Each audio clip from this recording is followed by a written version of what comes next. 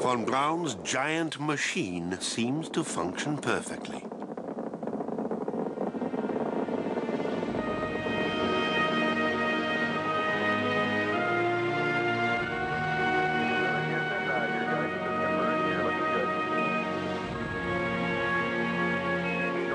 Another 102 hours till the big moment.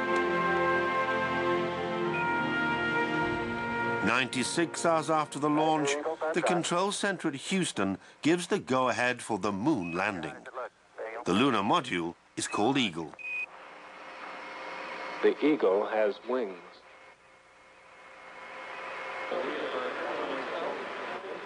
Countdown to the landing. Suddenly, a computer alarm sounds. The system is overloaded and about to crash. The astronauts switch to manual control. Experienced astronaut Neil Armstrong's pulse jumps to 160 beats a minute. Then, the moment of truth. The lunar module sets down softly in the Sea of Tranquility.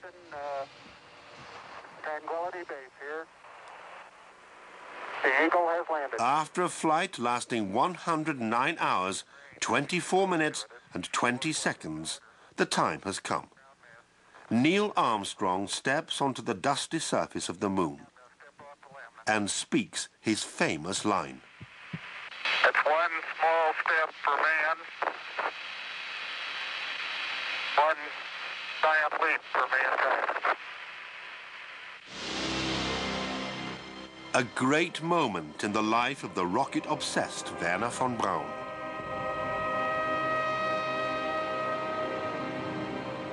The world holds its breath. The Apollo 11 mission becomes the greatest media spectacle of all time. 500 million people watch the astronauts on TV, hoping they'll return safely to Earth. Cheers and flag waving at Houston on the successful completion of the Apollo 11 mission. In Huntsville, too, the mood is ecstatic. Wernher von Braun is carried through the streets of Rocket City by jubilant fans. A beaming hero. His dreams fulfilled at the pinnacle of his career. Von Braun has long had new goals in his sights. A small step or a big one, it's all the same to von Braun. He sees the step on the moon as just a first step into space, a stepping stone to the next destination. He wants to go farther, to Mars.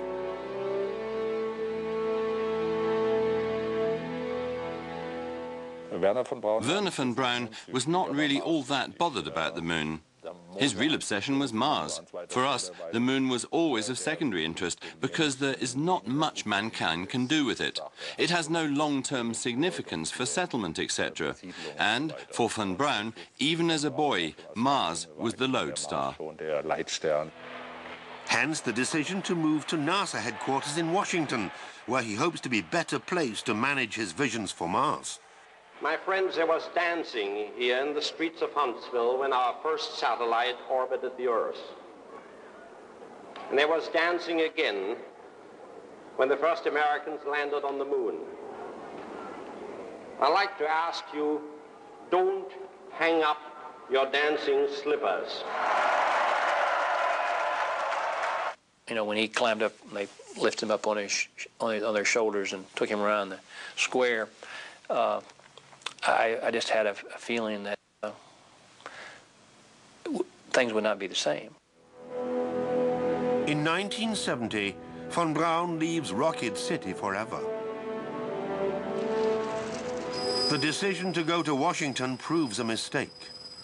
The luck that has always accompanied him seems to be running out. His dreams are no longer in tune with the times. President Nixon is embroiled in the Watergate affair and has other things on his mind than Mars expeditions.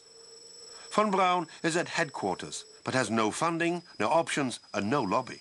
The headquarters environment was entirely different from having a field center. You have your own airplane. You have 5,000 people working for you. You are the boss. And you know, it's when you go to Washington, it's a different situation. The bureaucracy in Washington is known to smother good minds, to just totally absorb every brain cell you've got. He was not invited to meetings.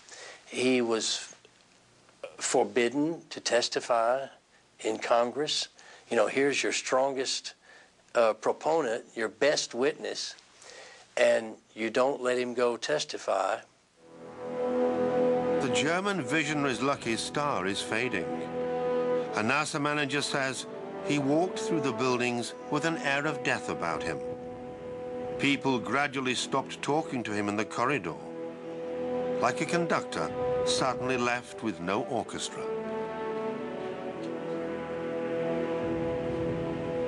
He quits NASA in 1972.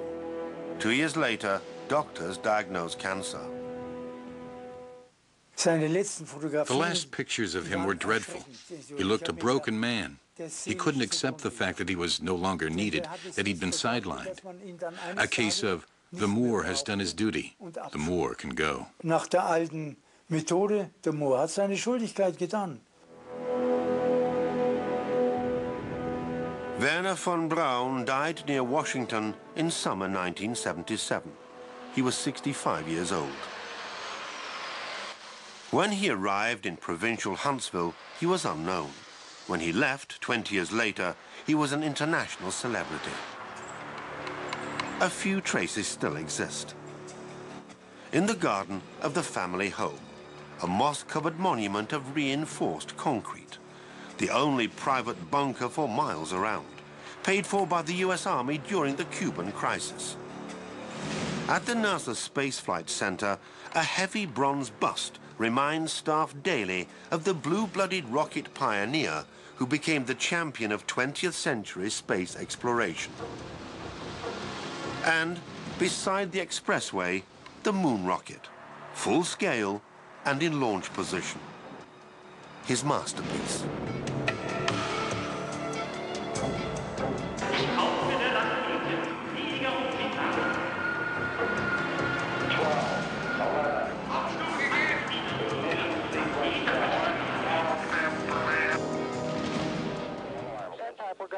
Okay.